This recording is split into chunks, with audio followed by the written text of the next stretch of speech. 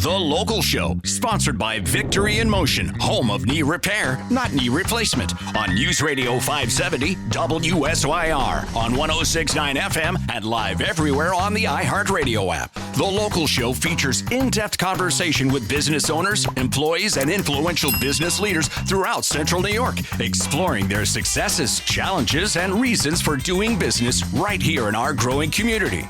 The Local Show is produced locally by Zoe Advertising. Now your hosts, Tom and Steve. All right, it's time to introduce Lauren Kochian again. She was on before, so she knows what to expect, and she still came. And she still came anyway. Here I am again. President of the most. How do you get to be the president of the most? Yeah, how powerful is that? Wow. Not very. Actually means you get the answer to the board. That's what it means. Right, exactly. How do you get to be the president of the most? I think any leader of a nonprofit is just pretty good at fundraising. Sort of a Jane of all trades, I like to say, and probably nobody else wanted the job, perhaps. I don't know. Where were you before this? Decades of fundraising experience. My role prior at the most was vice president, which really is primarily a fundraising role. Right. And a marketing role. And then before that, I worked at Arc of Onondaga as you the were director of development. Yeah. And marketing. And that's a great organization as well. It is a phenomenal organization. You're kind of in the business of helping people and all that. That's very good. Where'd you go to college? Syracuse University. Oh, you're I'm a lifer. Yeah, wow. Born and raised, stayed for school, went away for a little while because I thought I thought my dream job was to work in sports PR. Oh, okay. And where'd you go for that? I went to Wilkes-Barre, so I worked for the Pittsburgh Penguins AHL team. Yeah. Much like the Crunch, it was in the same league as the Crunch. Was the highway under construction then? Just checking. And full of potholes. Oh my gosh. gosh! Just checking. You know, you get down there like, what the heck? Finish worst. this. Exactly. Finish this. Always. But turns out, as much as I still love sports, love hockey, my son plays college hockey. I'm a huge fan. That's great. But didn't really love the grind of working in sports. And because everybody wants to work in sports and loves sports, the pay is terrible. It's a total grind. And so I moved back home. So working with former athletes is annoying. Is this what you're telling me?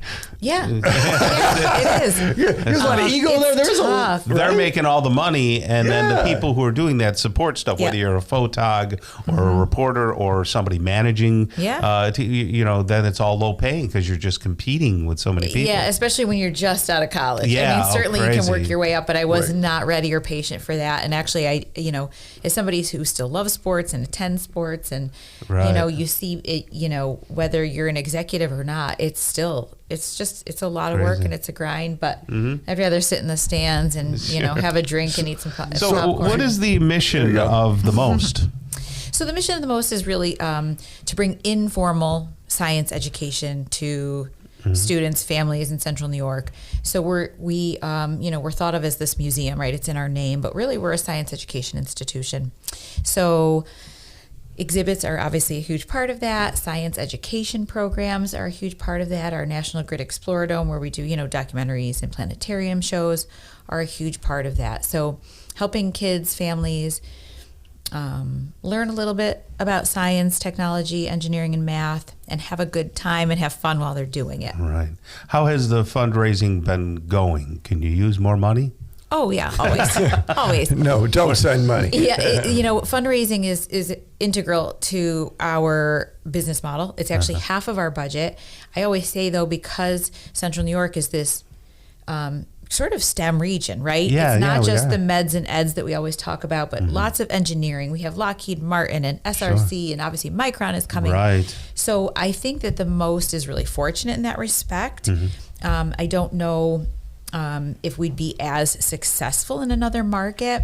So fundraising is huge for us. It's really important, and not just corporations, of course, but we have donors across the board. And that's huge. But I think for us in particular, the other true dependence upon fundraising is not just because of exhibits and programs and making sure programs are free, but we're in this 115-year-old building, the building, that's the size of a city block. And it was an armory. Exactly, right, exactly. So nobody breaks into it. Yeah, very safe. It's where you want to be if bars on the windows and stuff. Yeah, exactly. But it needs maintenance and it needs updating probably. Right? It does. It needs both of those things, and it wasn't necessarily maintained along the way it should have been, but also for a small science museum, that's a huge undertaking. Yeah. So our current fundraising is always a part of that, but we're also sort of always looking to the long term, like what is the plan for a place like this and our role in it? And you can't look at all of that without thinking about fundraising.